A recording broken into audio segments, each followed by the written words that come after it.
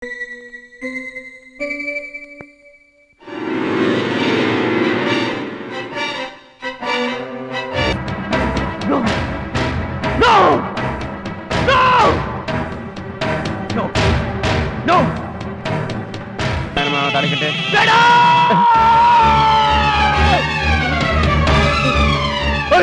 ಕಟ್ಬೇಡ ಕಣೋ,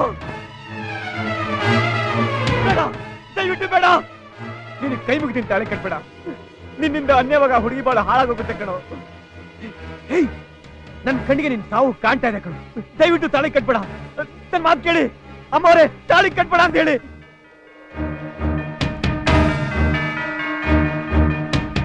ಅನ್ಯವಾಗಿ ಹುಡುಗಿ ಬಾಳ ಹಾಳು ಮಾಡಕ್ ಹೋಗ್ತಿದೆಯಲ್ಲ.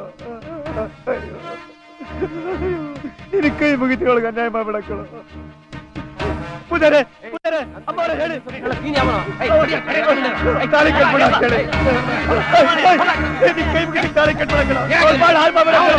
ಬೇಡ, ನಿನ್ ಕೈ ಮುಗಿತಿ ಅವಳು ತಾಳಿ ಕಟ್ಬೇಡ. ಬೇಡ, ಯಾರು ಕೇಳ್ತಾ ಇಲ್ಲ. ಅಯ್ಯೋ, ಬೇಡ.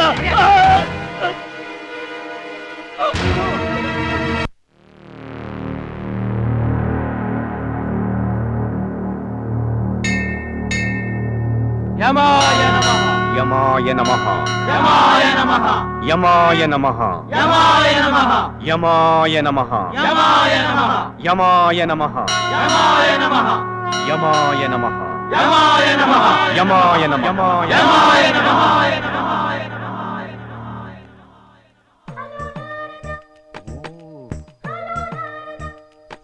ಓ, ಚಿತ್ರಗುಪ್ತರಿಲ್ಲ, ಯಮಧರ್ಮರಾಯ ಒಬ್ಬರೇ ಇರೋರು.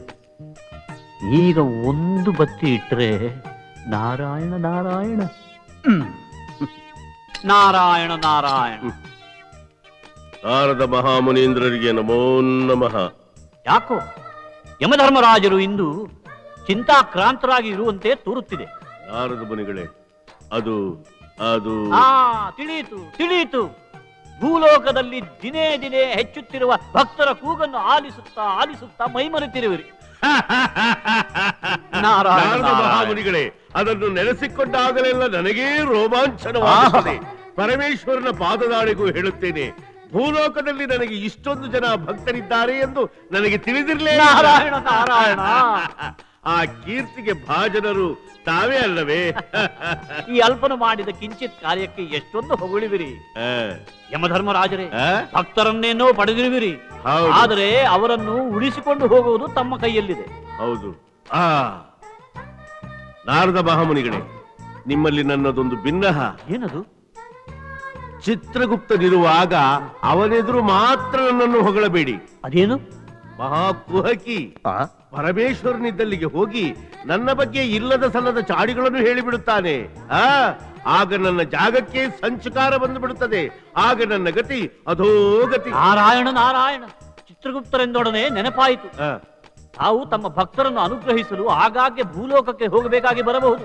ಅಂಥ ಸಂದರ್ಭದಲ್ಲಿ ಚಿತ್ರಗುಪ್ತರನ್ನು ಮಾತ್ರ ಇಲ್ಲೇ ಬಿಟ್ಟು ಹೋಗಬೇಡಿ. ಛೆ, ಅವನನ್ನೇಕೆ ಕರೆದುಕೊಂಡು ಹೋಗಬೇಕು? ನಾರಾಯಣ ನಾರಾಯಣ. ತಮ್ಮ ಮುಗ್ಧತೆಗೆ ಏನು ಹೇಳಲಿ ಯಮಧರ್ಮರಾಜ.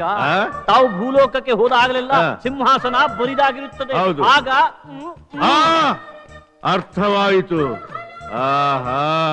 ನಾನು ಭೂಲೋಕಕ್ಕೆ ಹೋಗುವಾಗ ಕೋಣನನ್ನು ಬಿಟ್ಟು ಅವನನ್ನು ಜೊತೆಯಲ್ಲಿ ಕರೆದುಕೊಂಡು ಹೋಗುತ್ತೇನೆ. ಮಾಡಿ ನಾನೇನು ಬರಲೆ? ನಮಃ ಯಮಾಯ ನಮಃ ಯಮಾಯ ನಮಃ ಯಮಾಯ ನಮಃ ಯಮಾಯ ನಮಃ ಯಮಾಯ ನಮಃ ಯಮಾಯ ನಮಃ.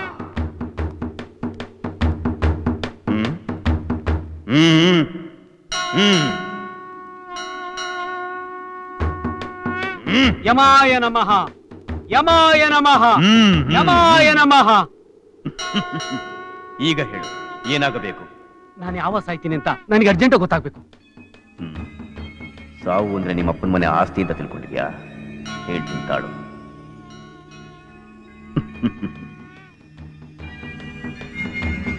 8,64,000 ಸೆಕೆಂಡ್ ಒಳಗೆ ನೀನು ಸಾಯ್ತೀಯ. 8,64,000 ಸೆಕೆಂಡ್ಗಳು? ಅಷ್ಟೊಂದ? ಅಷ್ಟೊಂದು ಅಲ್ಲ, ಅಷ್ಟೇ. ಅಂದ್ರೆ 240 ಗಂಟೆ. ಅಂದ್ರೆ 10 ದಿವಸದೊಳಗೆ ನೀನ್ ಸಾಯ್ತೀಯ. 10 ಸಲ ಸಾಯ್ತೀನಿ, 10 ಸಲ ಸಾಯ್ತೀನಿ. ಹಲೋ ಯಮ. ಯಮಾಯ ನಮಃ, ಯಮಾಯ ನಮಃ, ಯಮಾಯ ನಮಃ, ಯಮಾಯ ನಮಃ.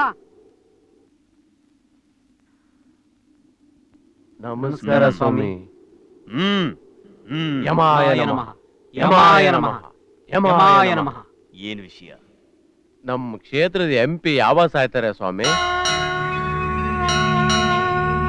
ಇನ್ನು 6 ತಿಂಗಳಲ್ಲಿ ಸಾಯ್ತಾರೆ. 6 ತಿಂಗಳಾದ್ಮೇಲೆ ನೀವೇ ನಮ್ಮ ನಾಯಕರು, ನೀವೇ ನಮ್ಮ ನಾಯಕರು. ಹಾಗೂ ಎಲ್ಲಾ ಲಕ್ಷಣಗಳಿವೆ. ಆದ್ರೆ ಇನ್ನು 3 ತಿಂಗಳಲ್ಲಿ ನೀನು ಯಮಾಯ ನಮಃ. ನಮಸ್ಕಾರ ಶೇಟ್ಜಿ, ಚೆನ್ನಾಗಿದ್ಯಾ? ರಾಮ್ ರಾಮ್ ರಾಮ್ ರಾಮ್. ನಮ್ದು ಎಲ್ಲ ಚೆನ್ನಾಗಿದೆ. ನಿಮ್ದು ನೋಡಿ ಬಹಳ ದಿವಸ ಆಯ್ತು. ನಾನೀಗ ಫ್ಯಾಕ್ಟ್ರಿ ಕೆಲಸ ಮಾಡ್ತಾ ಇಲ್ಲ, ಮಂಗಳೂರಲ್ಲಿ ಸ್ಮಗಲ್ ಬಿಸ್ನೆಸ್ ಮಾಡ್ತಾ ಇದ್ದೀನಿ. ಅಚ್ಚಾ ಅಚ್ಚಾ. ನಮ್ದು ಚಿನ್ನ ಅಂಗಡಿ ಬಿಟ್ಟು ಪ್ರಾವಿಷನ್ ಸ್ಟೋರ್ ಮಾಡಿ ನಮ್ದು ತುಂಬಾ ಚೆನ್ನಾಗಿದಾವ್. ಸೇಟು, ಈಗ ನಿನ್ನ ಹತ್ರ ಯಾಕೆ ಬಂದಿದ್ರು ಗೊತ್ತಾ? ಬೋಲೋ ಬೋಲೋ. ಮಂಗಳೂರಿಗೆ ಒಂದ್ ಮಾಲ್ ಬಂದಿದೆ. ಈಗ ನನಗೆ 10 ಲಕ್ಷ ಬೇಕು. ಇನ್ನು 10 ದಿವಸ ಬಿಟ್ಟು ತಿರುಗಿ 20 ಲಕ್ಷ ಕೊಡ್ತೀನಿ. ನಮ್ದು 10 ಲಕ್ಷ ನಿಮ್ಗೆ ಕೊಟ್ರೆ 10 ದಿನ ಬಿಟ್ಟು ನೀವು ನಮ್ಗೆ 20 ಲಕ್ಷ ಕೊಡ್ತಾ? ಅಚ್ಚಾ ಅಚ್ಚಾ. ನಾಳೆ ಬನ್ನಿ, ನಮ್ದು 10 ಲಕ್ಷ ನಿಮ್ಗೆ ಕೊಟ್ಟಾವ್. ಇವತ್ತೇ ಬೇಕು ಸೇಟು. ನಿನ್ ಕೈಲಿ ಆಗಲ್ಲ ಅಂದ್ರೆ ಹೇಳು, ಆ ಶ್ಯಾಮ್ಲಾಲ್ ಕೊಡ್ತೀನಿ ಅಂತ ಹೇಳಿದಾನೆ, ಅಲ್ಲೇ ತಗೊಂಡ್ಬಿಡ್ತೀನಿ. ಅರೆ ರಾಮ್ ರಾಮ್ ರಾಮ್ ರಾಮ್. ಇದು ಬಿಗ್ ಬಿಸ್ನೆಸ್ ಇಲ್ಲ, ಇದು ನಮ್ಗೆ ದೇವ್ರಿಗೆ ಸಮಾನ. ಅಚ್ಚಾ, ನಾವು 1 ಗಂಟೆಗೆ ಹೋಗ್ತಾಂ, 4 ಗಂಟೆಗೆ ಬರ್ತಾಂ. ಬಂದ್ಮೇಲೆ ನಮ್ದು ಹೆಣ ಬಿದ್ರೂ ಪರವಾಗಿಲ್ಲ, ನಾವು ನಿಮ್ಗೆ ಹಣ ಕೊಡ್ತಾಂ. 4 ಗಂಟೆಗೆ ಹಾ, ಗ್ಯಾರಂಟಿ. ಹಾ. ಕುರಿ ಹಳ್ಳಕ್ ಬಿತ್ತು. ಅಲ್ಲ, ನಮ್ದು 10 ಲಕ್ಷ ಅವ್ರಿಗೆ ಕೊಡ್ತಾಂ, 10 ದಿವಸ ಬಿಟ್ಟು ನಮ್ಗೆ 20 ಲಕ್ಷ ಕೊಡ್ತಾಂ. ಅರೆ ಬುದ್ಧಿಗೆ ಇಲ್ಲ ಈ ಮನುಷ್ಯಗೆ. ಅರೆ ರಾಮ್ ರಾಮ್ ರಾಮ್ ರಾಮ್. ಸಾವ್ದೇವ್ ರಾಮ್ ರಾಮ್ ರಾಮ್ ರಾಮ್. ಹ್ಮ್ ಹ್ಮ್ ಹ್ಮ್ ಯಮಾಯ ನಮಃ, ಯಮಾಯ ನಮಃ. ಹ್ಮ್ माफ करो, माफ करो.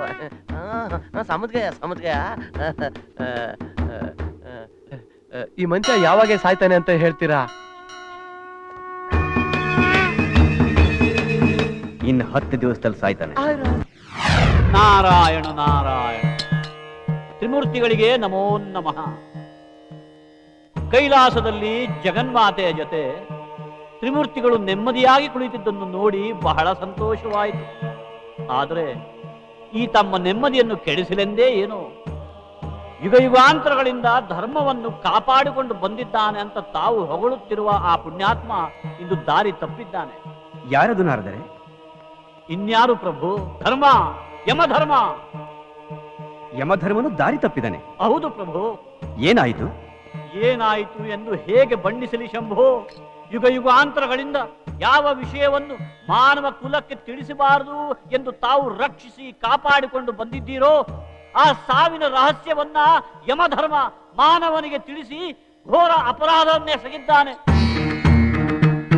ಅಷ್ಟೇ ಅಲ್ಲ, ಓಂ ನಮಃ ಶಿವಾಯ, ಓಂ ನಮಃ ಶಿವಾಯ ಅನ್ನುವ ಉದ್ಘೋಷದಿಂದ ಪ್ರತಿಧ್ವನಿಸುತ್ತಿದ್ದ ಭೂಲೋಕ ಇಂದು ಯಮಾಯ ನಮಃ, ಯಮಾಯ ನಮಃ ಅನ್ನುತ್ತಾ ಈ ಯಮನ ಪೂಜೆಯಲ್ಲಿ ತೊಡಗಿದೆ. ಇದು ಅಸಂಭವ, ಅಸಂಭವ, ಅಸಂಭವ, ಅಸಂಭವ.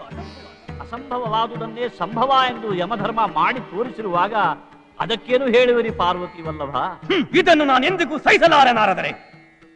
ಸತ್ಯ ಸಂದೇಶವನ್ನು ಸಾರುತ್ತಾ ತ್ರಿಲೋಕಗಳಲ್ಲಿ ಸಂಚರಿಸುವ ನೀವು ಇಂದು ತಂದ ಕರ್ಣ ಕಠೋರವಾದ ಸತ್ಯಕ್ಕೆ ಪರಿಹಾರ ದೊರಕಲೇಬೇಕು. ಭೂಲೋಕದ ಮಾನವರು ಬೇಕಾದರೆ ಯಮಧರ್ಮರಾಜನನ್ನೇ ಪೂಜಿಸಲಿ, ಅದರ ಬಗ್ಗೆ ನನಗೆ ಚಿಂತೆ ಇಲ್ಲ. ಆದರೆ ಸಾವಿನ ಗುಟ್ಟು ರಟ್ಟಾಯಿತೆಂದರೆ ಭೂಲೋಕದಲ್ಲಿ ಅಲ್ಲೋಲ ಕಲ್ಲೋಲ ಉಂಟಾಗುತ್ತದೆ. ಮಾನವ ಕುಲಕೋಟಿಯ ಆಕ್ರಂದನ ಮುಗಿಲು ಮುಟ್ಟುತ್ತದೆ. ಹಾಗಾಗುವುದಕ್ಕೆ ಮೊದಲೇ ಯಮಧರ್ಮನು ಮಾನವನಿಗೆ ಕೊಟ್ಟ ವರವನ್ನು ಹಿಂತೆಗೆದುಕೊಳ್ಳಲೇಬೇಕು. ತಕ್ಷಣವೇ ಯಮಲೋಕಕ್ಕೆ ತೆರಳಿ ಯಮಧರ್ಮನನ್ನು ಕರೆತರಲೇ ಮಹಾದೇವ. ಇನ್ನೇಕೆ ತಡ? ನಾರಾಯಣ ನಾರಾಯಣ ನಾರಾಯಣ ನಾರಾಯಣ ನಾರಾಯಣ ನಾರದ ನಾರಾಯಣ. ಮುನಿಗಳಿಗೆ ನಮೋ ನಮಃ. ಚಿತ್ರಗುಪ್ತರು ಯಮಲೋಕದಿಂದ ಕೈಲಾಸಕ್ಕೆ ಬಂದಿರುವರೆಂದ್ರೆ ಏನೋ ವಿಶೇಷವಿರಲೇಬೇಕು. ವಿಶೇಷವೆಲ್ಲಿಂದ ಬಂತು? ಅನಿಷ್ಟದ ಆಸೆಯಿಂದ ಇಲ್ಲಿಗೆ ಬರಬೇಕಾಯ್ತು. ಅನಿಷ್ಟದ ಆಸೆ ಅದ್ಯಾವುದು? ಏನು ಆಸೆ ಇರದ ನನಗೆ ಆ ಸಿಂಹಾಸನದ ಆಸೆಯನ್ನು ತೋರಿಸಿ ಅದು ಯಾವನೋ ಸಾಲಾಗಿ ಹೋಗುತ್ತಿದ್ದ ಇರುವೆಯನ್ನು ಕರೆದು ಹಿಡಿದು ಅದು ಎಲ್ಲಿಯೋ ಬಿಟ್ಟುಕೊಂಡಂತಾಗಿದೆ. ನಾರಾಯಣ ನಾರಾಯಣ. ಕರೆದು ಮಗಳನ್ನು ಕೊಟ್ಟರೆ ಅಳಿಯನಿಗೆ ಮಲರೋಗ ಎಂಬಂತಾಯ್ತು ನಿಮ್ಮ ಮಾತು. ಅಯ್ಯೋ, ನಿಮ್ಮ ಬಳಿ ಮಾತನಾಡಲು ಸಾಧ್ಯವಿಲ್ಲ. ಅಷ್ಟು ಅಸಾಧ್ಯನೇ ನಾನು. ಸ್ವಾಮಿ, ನಿಮ್ಮ ಪಾದವನ್ನು ಕೊಡಿ. ಎಳೆಯಲು ಮುಗಿಯಲು? ಅಯ್ಯೋ, ನನ್ನ ತಲೆಯ ಮೇಲಿಟ್ಟುಕೊಳ್ಳಲು. ಅದು ಸಿಂಹಾಸನ ದಕ್ಕಿದ ಮೇಲೆ ಚಿತ್ರಗುಪ್ತ. ಸಿಂಹಾಸನ ಸಿಗುವುದೋ ಇಲ್ಲವೋ ಹೇಳಿ. ಹೇಳುತ್ತಾ ಕೇಳುತ್ತಾ ನಿಂತರೆ ಅದು ಆಗದು. ಪ್ರಯತ್ನಕ್ಕೆ ಫಲ ಇದ್ದೇ ಇದೆಯಲ್ಲ. ಸಿಂಹಾಸನ ಸಿಗುವುದಾದರೆ ನಾವು ಏನನ್ನು ಬೇಕಾದ್ರೂ ಮಾಡಲು ಸಿದ್ಧ. ಏನನ್ನೂ ಮಾಡಬೇಕಾಗಿಲ್ಲ. ನಾನು ಹೇಳಿದ್ದನ್ನು ಪ್ರಾಮಾಣಿಕವಾಗಿ ನಡೆಸಿದ್ರೆ ಸಾಕು. ಹಾಗಾದ್ರೆ ಹೇಳಿ.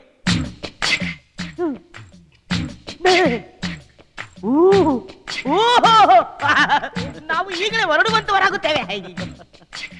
ನಾರಾಯಣ ನಾರಾಯಣ. ಸಿಂಹಾಸನ ನನಗೆ ಸಿಂಹಾಸನ.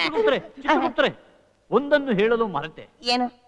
ಯಮಧರ್ಮರು ಭೂಲೋಕಕ್ಕೆ ಹೊರಡುವಾಗ ನೀವು ನನ್ನ ಜೊತೆಯಲ್ಲಿ ಬನ್ನಿ ಎಂದು ಹೇಳಬಹುದು. ಯಾವ ಕಾರಣಕ್ಕೂ ಹೋಗುವ ತಪ್ಪನ್ನು ಮಾಡಬೇಡಿ.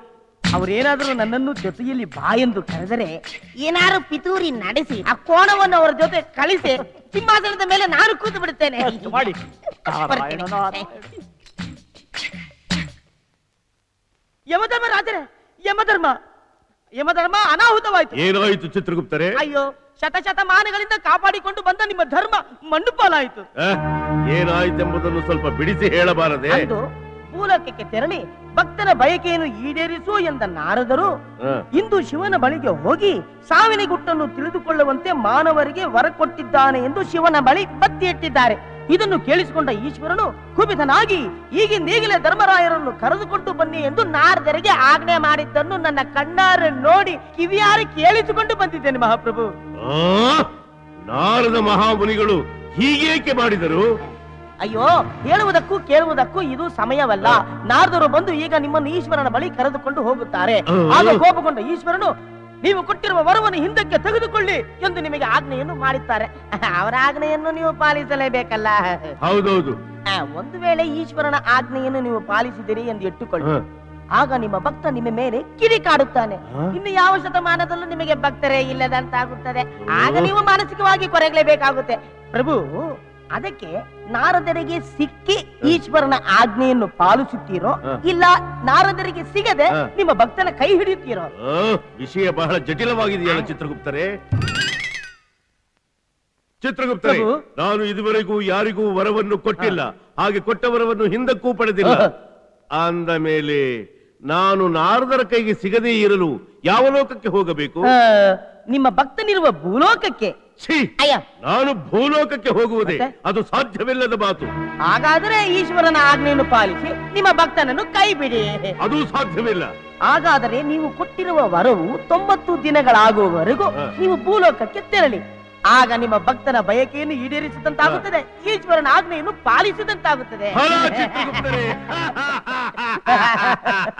ಅಲ್ಲ, ಹಾಗಿದ್ದರೆ ಇಬ್ಬರೂ ತೆರಳುವುದು ಒಳ್ಳೆಯದು. ಇಬ್ಬರು? ಯಾರಿಬ್ಬರು? ಅದೇ ಸದಾನಂದ ಬಲಗೈ ಭಟ್ಟನಂತಿರುವ ಚಿತ್ರಗುಪ್ತರು. ಯಮಧರ್ಮರು ಭೂಲೋಕಕ್ಕೆ ಹೊರಡುವಾಗ ನೀವು ಜೊತೆಯಲ್ಲಿ ಬನ್ನಿ ಅಂತ ಹೇಳಬಹುದು. ಯಾವ ಕಾರಣಕ್ಕೂ ಹೋಗುವ ತಪ್ಪನ್ನು ಮಾಡಬೇಕು. ಯಮಧರ್ಮರು ಏನಾದರೂ ನನ್ನನ್ನು ಜೊತೆಯಲ್ಲಿ ಬನ್ನಿ ಎಂದರೆ ಏನಾದರೂ ಪಿತೂರಿ ನಡೆಸಿ ಆ ಕೋಣವನ್ನು ಅವರ ಜೊತೆಯಲ್ಲಿ ಕಳಿಸಿ ಸಿಂಹಾಸನದ ಮೇಲೆ ನಾನು ಕೂತು ಬಿಡುತ್ತೇನೆ. ಅಷ್ಟು ಮಾಡಿ. ನಾನೇ ಪ್ರಭು. ಶಾಂತಂ ಪಾಪಂ ಶಾಂತಂ ಪಾಪಂ. ಧರ್ಮವನ್ನು ಕಾಯಲು ಒಂಟಿಯಾಗಿ ಹೋಗಬೇಕು, ಜಂಟಿಯಾಗಿ ಹೋಗಬಾರದು. ನಾವು ಭೂಲೋಕಕ್ಕೆ ಹೋದಾಗಲೆಲ್ಲ ಸಿಂಹಾಸನ ಬರಿದಾಗಿರುತ್ತದೆ. ಆಗ ಚಿತ್ರಗುಪ್ತರು ಓ, ಈಗರ್ಥವಾಯಿತು. ನಾನು ಹೋಗಬೇಕಾದ್ರೆ ಕೋಣನನ್ನು ಬಿಟ್ಟು ಆ ಚಿತ್ರಗುಪ್ತನನ್ನು ಎಳೆದುಕೊಂಡು ಹೋಗುತ್ತೇನೆ. ಓ, ಚಿತ್ರಗುಪ್ತರು ಆಲೋಚನೆಯಲ್ಲಿರುವಂತೆ ಕಾಣುತ್ತದೆ. ಅಯ್ಯೋ, ಆ ಆಸೆನೂ ಇಲ್ಲ, ಈ ಆಸೆನೂ ಇಲ್ಲ. ಮೊದಲು ನೀವು ಹೊರಡುವಂತವರಾಗಿ. ನಾನು ಭೂಲೋಕಕ್ಕೆ ತೆರಳುವ ಮುನ್ನ ನನ್ನ ಆಜ್ಞೆಯನ್ನು ಪಾಲಿಸುತ್ತೇನೆ ಎಂದು ನೀವು ನನಗೊಂದು ಮಾತನ್ನು ಕೊಡಬೇಕು. ನಿಮಗೆ ಒಳ್ಳೆಯದಾಗುವುದಾದರೆ ನಿಮ್ಮ ಯಾವ ಆಜ್ಞೆಯನ್ನಾದರೂ ಪಾಲಿಸುತ್ತೇನೆಂದು ಭಾಷೆ ಕೊಡುತ್ತಿದ್ದೇನೆ. ಹಾಗಾದರೆ ನೀವು ನನ್ನೊಂದಿಗೆ ಭೂಲೋಕಕ್ಕೆ ಬರಬೇಕು. ಇದೇ ನಾನು ನಿಮಗೆ ವಿಧಿಸುತ್ತಿರುವ ರಾಜಾಜ್ಞೆ. ಹತ್ತಿ ಬಲವಾಗಿ ಹತ್ತಿಕೊಂಡಿದೆ. ನಾರಾಯಣ ನಾರಾಯಣ.